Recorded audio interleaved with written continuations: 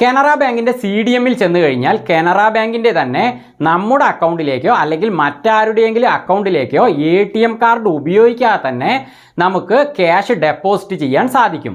അതെങ്ങനെയെന്ന് ഈ വീഡിയോയിലൂടെ വ്യക്തമായിട്ട് മനസ്സിലാക്കാം. അപ്പോൾ ഈ വീഡിയോയ്ക്ക് മറക്കാതെ ഒരു ലൈക്ക് കൊടുത്ത് ഞങ്ങളെ പ്രോത്സാഹിപ്പിക്കുക. കാരണം നിങ്ങളുടെ പ്രോത്സാഹനം ഞങ്ങൾക്ക് ആവശ്യമാണ്. അതുപോലെ ഈ ചാനൽ സബ്സ്ക്രൈബ് ചെയ്തിട്ടില്ലാത്തവർ സബ്സ്ക്രൈബ് ചെയ്യുക. അപ്പോൾ ഞങ്ങളുടെ വീഡിയോകളൊക്കെ വളരെ പെട്ടെന്ന് യൂട്യൂബിൻ്റെ ഹോം സ്ക്രീനിൽ നിങ്ങൾക്ക് ലഭിക്കുന്നതാണ്. അതുപോലെ ഈ വീഡിയോ നിങ്ങളുടെ വേണ്ടപ്പെട്ടവർക്കും പ്രയോജനപ്പെടാനായി വീഡിയോയ്ക്ക് താഴെയുള്ള ആ ഷെയർ ബട്ടണിൽ പ്രസ് ചെയ്തുകൊണ്ട് വാട്സപ്പിലും മറ്റുള്ള ആപ്പുകളിലൂടെയും ഒക്കെ ഈ വീഡിയോ നിങ്ങൾക്ക് ഷെയറും ചെയ്യാം. എങ്കിലും ഓക്കെ, കാനറ ബാങ്കിൻ്റെ കാർഡ്ലെസ് ഡെപ്പോസിറ്റ് എങ്ങനെ ചെയ്യാമെന്ന് നോക്കാനായിട്ട് നമുക്ക് നേരെ കാനറ ബാങ്കിൻ്റെ CDMലേക്ക് പോകാം. ഇതാണ് കാനറ ബാങ്കിൻ്റെ CDM. ഇത് ടച്ച് സ്ക്രീനാണ്. അതേപോലെ സ്ക്രീനിൻ്റെ രണ്ട് വശങ്ങളിലുമായിട്ട് ബട്ടണുകളും ഇതിനുണ്ട്. അപ്പോൾ സ്ക്രീനിൽ വരുന്ന ഓപ്ഷനുകളെ നമുക്ക് ടച്ച് ചെയ്തുകൊണ്ടും അതുപോലെ ആ ബട്ടണുകളിൽ പ്രസ് ചെയ്തുകൊണ്ടും സെലക്ട് ചെയ്യാം. അപ്പോൾ ഇതിൻ്റെ മുമ്പിൽ നമ്മൾ വന്ന് നിൽക്കുമ്പോൾ സ്ക്രീനിൻ്റെ താഴെയായിട്ട് ഇവിടെ കാർഡ്ലെസ് ക്യാഷ് സർവീസസ് എന്നൊരു ഓപ്ഷൻ കാണുന്നില്ലേ? അത് സെലക്ട് ചെയ്യുമ്പോഴാണ് കാനറ ബാങ്കിൻ്റെ തന്നെ നമ്മുടെ അക്കൗണ്ടിലേക്കോ മറ്റൊരാളുടെ അക്കൗണ്ടിലേക്കോ നമുക്ക് ATM കാർഡ് ഉപയോഗിക്കാതെ ക്യാഷ് ഡെപ്പോസിറ്റ് ചെയ്യാൻ സാധിക്കുന്നത്. അപ്പോൾ ഈ ഒരു ഓപ്ഷൻ സെലക്ട് ചെയ്യാനായിട്ട് അതിൻ്റെ നേരെ റൈറ്റ് സൈഡിലായി കാണുന്ന ആ 4 ബട്ടണുകളിൽ ഏറ്റവും താഴെയുള്ള ഈ ബട്ടണാണ് നമ്മൾ പ്രസ് ചെയ്യേണ്ടത്. അപ്പോൾ ഞാൻ അതിൽ അമർത്തുന്നു. ഇപ്പോൾ അടുത്തതായിട്ട് സ്ക്രീനിൽ വന്നിരിക്കുന്ന ഓപ്ഷനുകളിൽ ആദ്യത്തേത് കാർഡ്ലെസ് ഡെപ്പോസിറ്റ് തന്നെയാണ്. അപ്പോൾ ആ ഓപ്ഷൻ നമ്മൾ സെലക്ട് ചെയ്യാനായിട്ട് അതിൻ്റെ നേരെ റൈറ്റ് സൈഡിലായി കാണുന്ന ഈ രണ്ടാമത്തെ ബട്ടണാണ് നമ്മൾ പ്രസ് ചെയ്യേണ്ടത്. അപ്പോൾ ഞാൻ അതിൽ പ്രസ് ചെയ്യുന്നു. ഇപ്പോൾ അടുത്തതായിട്ട് കാനറ ബാങ്കിൻ്റെ ഏത് അക്കൗണ്ടിലേക്കാണോ നമ്മൾ ക്യാഷ് ഡെപ്പോസിറ്റ് ചെയ്യാൻ പോകുന്നത് ആ അക്കൗണ്ട് നമ്പർ ടൈപ്പ് ചെയ്ത് കൊടുക്കാനാണ് സ്ക്രീനിൽ ഇപ്പോൾ കാണിച്ചിരിക്കുന്നത്. അപ്പോൾ നമ്മുടെ അക്കൗണ്ടിലേക്ക് തന്നെ നമുക്ക് ക്യാഷ് ഡെപ്പോസിറ്റ് ചെയ്യാം, അല്ലെങ്കിൽ മറ്റൊരാളുടെ അക്കൗണ്ട് നമ്പർ ടൈപ്പ് ചെയ്ത് കൊടുത്തുകൊണ്ട് അവരുടെ അക്കൗണ്ടിലേക്ക് നമുക്ക് ക്യാഷ് ഡെപ്പോസിറ്റ് ചെയ്യാൻ സാധിക്കും. ഞാനിപ്പോൾ എൻ്റെ അക്കൗണ്ടിലേക്ക് തന്നെയാണ് ക്യാഷ് ഡെപ്പോസിറ്റ് ചെയ്യാൻ പോകുന്നത്. അപ്പോൾ എൻ്റെ അക്കൗണ്ട് നമ്പർ തന്നെ ഞാൻ ഈ CDMൻ്റെ കീപാഡിൽ ടൈപ്പ് ചെയ്യുന്നു. അപ്പോൾ ഈ CDMൻ്റെ കീപാഡ് ഈ ഭാഗത്തായിട്ടാണ് ഉള്ളത്. അപ്പോൾ ഇതിൽ എനിക്ക് കാനറ ബാങ്കിൽ നിന്ന് ലഭിച്ചിരിക്കുന്ന പാസ്ബുക്കിലെ എൻ്റെ 12 അക്ക അക്കൗണ്ട് നമ്പർ ഞാൻ ടൈപ്പ് ചെയ്യുന്നു. അങ്ങനെ ഞാൻ ടൈപ്പ് ചെയ്ത ആ അക്കൗണ്ട് നമ്പർ ഇപ്പോൾ ഇവിടെ സ്ക്രീനിൽ കാണിക്കുന്നുണ്ട്. അപ്പോൾ അത് കറക്റ്റ് ആയിട്ടാണോ ടൈപ്പ് ചെയ്തിട്ടുള്ളതെന്ന് ആദ്യം ഒന്ന് പരിശോധിക്കുക. ഇനി അത് തെറ്റിച്ചാണ് ടൈപ്പ് ചെയ്തിട്ടുള്ളതെങ്കിൽ അത് നമുക്ക് തിരുത്താൻ ഇവിടെ മാർഗമുണ്ട്. അതിനായിട്ട് സ്ക്രീനിന്റെ റൈറ്റ് സൈഡിൽ ഇവിടെ കറക്റ്റ്, ഇൻകറക്റ്റ്, ക്യാൻസൽ തുടങ്ങിയ 3 ബട്ടണുകൾ കാണുന്നില്ലേ? അപ്പോൾ തെറ്റിച്ചാണ് ടൈപ്പ് ചെയ്തിട്ടുള്ളതെങ്കിൽ ആ നടുവിലത്തെ ബട്ടണായ ഇൻകറക്റ്റ് എന്ന ഓപ്ഷനിൽ നമ്മൾ പ്രസ് ചെയ്ത് കഴിഞ്ഞാൽ നമ്മൾ തെറ്റായി ടൈപ്പ് ചെയ്ത ആ അക്കൗണ്ട് നമ്പർ സ്ക്രീനിൽ നിന്ന് മാഞ്ഞു പോകും. എന്നിട്ട് വീണ്ടും കീപാഡിൽ ശരിയായ അക്കൗണ്ട് നമ്പർ നമുക്ക് ടൈപ്പ് ചെയ്യാം. അങ്ങനെ ടൈപ്പ് ചെയ്ത ശേഷം ആ 3 ബട്ടണുകളിൽ ആദ്യത്തെ ബട്ടണായ കറക്റ്റ് എന്ന ഓപ്ഷനിൽ നമുക്ക് പ്രസ് ചെയ്തുകൊണ്ട് മുന്നോട്ട് പോകാം. അപ്പൊ ഞാനിവിടെ തെറ്റിച്ചിട്ടൊന്നുമില്ല, അതുകൊണ്ട് എനിക്ക് ആ ഇൻകറക്റ്റ് എന്ന ഓപ്ഷൻ ഉപയോഗിക്കേണ്ട ആവശ്യമില്ല. അതുകൊണ്ട് ആ കറക്റ്റ് എന്ന ബട്ടണിൽ ഞാൻ പ്രസ് ചെയ്യുന്നു. അങ്ങനെ നമ്മൾ കറക്റ്റിൽ പ്രസ് ചെയ്ത് കഴിഞ്ഞാൽ നമ്മൾ ടൈപ്പ് ചെയ്ത് കൊടുത്ത അക്കൗണ്ട് നമ്പർ ആരുടെയാണോ, അതായത് ആ അക്കൗണ്ട് ഹോൾഡർ ആരാണോ അവരുടെ നെയിം ഇതുപോലെ സ്ക്രീനിൽ കാണിക്കുന്നതാണ്.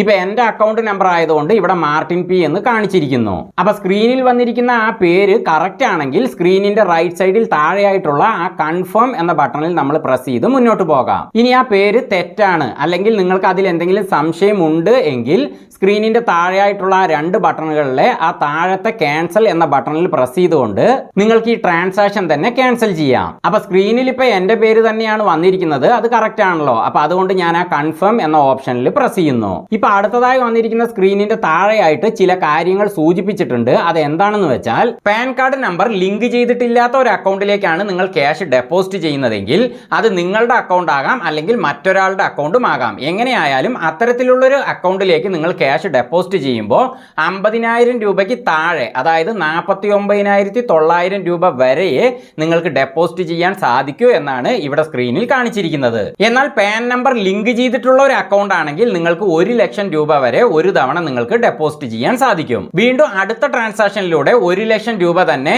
പാൻ നമ്പർ ലിങ്ക് ചെയ്ത അക്കൗണ്ടിലേക്ക് നിങ്ങൾക്ക് ഡെപ്പോസിറ്റ് ചെയ്യാം. അങ്ങനെ പല തവണകളിലായിട്ട് പാൻ നമ്പർ ലിങ്ക് ചെയ്തിരിക്കുന്ന അക്കൗണ്ടിലേക്ക് നിങ്ങൾ ഉദ്ദേശിക്കുന്ന സംഖ്യ ഒരു ദിവസം തന്നെ ഡെപ്പോസിറ്റ് ചെയ്യാം. ഓക്കെ, ഇത്രയും കാര്യങ്ങൾ മനസ്സിലായില്ലേ? ഇനി നമ്മൾ ചെയ്യേണ്ടത് സ്ക്രീനിന്റെ റൈറ്റ് സൈഡിലായി കാണുന്ന ആ 2 ഓപ്ഷനുകളിൽ മുകളിലുള്ള ഡെപ്പോസിറ്റ് എന്ന ഓപ്ഷൻ സെലക്ട് ചെയ്യണം. അപ്പൊ ഞാൻ അതിൽ പ്രസ് ചെയ്യുന്നു. അങ്ങനെ അത് സെലക്ട് ചെയ്തതും ഇപ്പൊ സ്ക്രീനിൽ 100, 200, 500 തുടങ്ങിയ കറൻസികൾ നമുക്ക് മെഷീനിലേക്ക് വെച്ചു കൊടുക്കാം എന്നാണ് സ്ക്രീനിൽ കാണിച്ചിരിക്കുന്നത്. ഒപ്പം സ്ക്രീനിന്റെ നേരെ താഴെയായിട്ടുള്ള ഈ ക്യാഷ് മൗത്ത് ഇതുപോലെ ഓപ്പൺ ആകുന്നതാണ്. അപ്പൊ ഇതിലേക്ക് 500ന്റെ മാത്രമായിട്ടോ അല്ലെങ്കിൽ 200ന്റെയോ 100ന്റെയോ മാത്രമായോ കറൻസികൾ നമുക്ക് വെക്കാവുന്നതാണ്. അല്ലെങ്കിൽ ഈ 3 കറൻസികളും മിക്സ് ചെയ്തും നമുക്ക് ഇതിലേക്ക് വെച്ച് കൊടുക്കാവുന്നതാണ്. അപ്പൊ ഞാൻ ഇതിലേക്ക് 500ഉം 200ഉം 100ഉം കറൻസികൾ മിക്സ് ചെയ്താണ് ഇപ്പൊ വെച്ച് കൊടുക്കുന്നത്. അങ്ങനെ ക്യാഷ് വെച്ച് കൊടുത്തതും തന്നെ ക്യാഷ് മൗത്ത് ഇതുപോലെ അടയും. എന്നിട്ട് ആ ക്യാഷിനെ മെഷീൻ കൗണ്ട് ചെയ്യും. അങ്ങനെ കൗണ്ട് ചെയ്ത് കഴിയുമ്പോൾ നമ്മൾ വെച്ച് കൊടുത്ത കറൻസികളിൽ എന്തെങ്കിലും കുഴപ്പങ്ങൾ ഉണ്ടെങ്കിൽ ആ കറൻസികൾ റിട്ടേൺ വരുന്നതാണ്. അപ്പൊ കൗണ്ട് ചെയ്ത് കഴിഞ്ഞതും തന്നെ ക്യാഷ് മൗത്ത് വീണ്ടും ഇവിടെ ഓപ്പൺ ആയിട്ടുണ്ട്. അതിലൊരു 500ന്റെ കറൻസി തിരിച്ചു വന്നിട്ടുണ്ട്. അപ്പൊ ആ കറൻസിക്ക് എന്തോ ഒരു പ്രശ്നമുണ്ട്. അപ്പൊ ഞാൻ അതൊന്ന് പുറത്തേക്ക് എടുക്കാം. ഇപ്പൊ ഇവിടെ കണ്ടില്ലേ, ആ കറൻസിയുടെ ഒരു സൈഡ് മടങ്ങിയിട്ടുണ്ട്. അതുകൊണ്ടാണ് അതങ്ങനെ വന്നിരിക്കുന്നത്.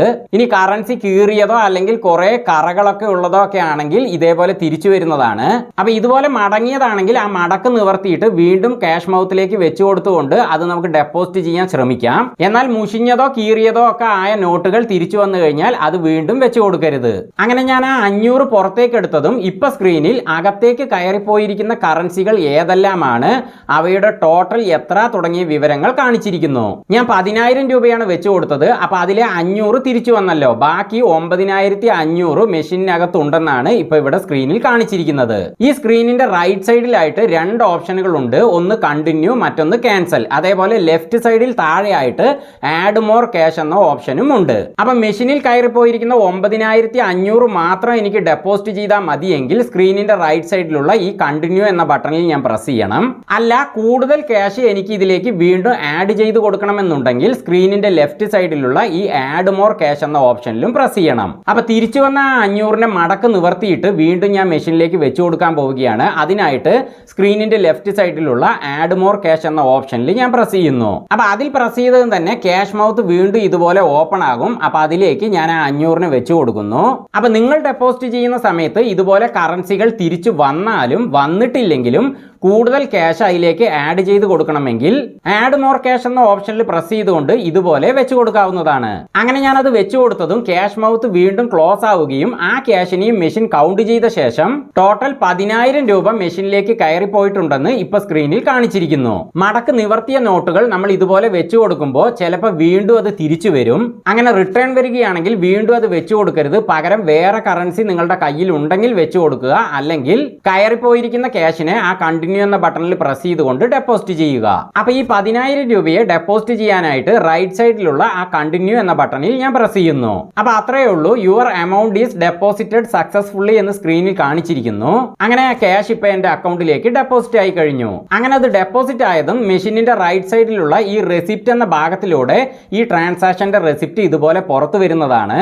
അത് നമുക്ക് ഇതുപോലെ സ്വീകരിക്കാം. ഇപ്പൊ സ്ക്രീനിൽ പ്ലീസ് കളക്ട് യുവർ കാർഡ് എന്ന് കാണിച്ചിരിക്കുന്നു. അത് മെഷീനിലുള്ള ഒരു തെറ്റായ ഓപ്ഷൻ ആണ് കേട്ടോ. കാരണം നമ്മൾ ATM കാർഡ് മെഷീനിൽ ഇൻസർട്ട് ചെയ്തിട്ടില്ലല്ലോ. അങ്ങനെ ആ ട്രാൻസാക്ഷൻ പൂർത്തിയായി.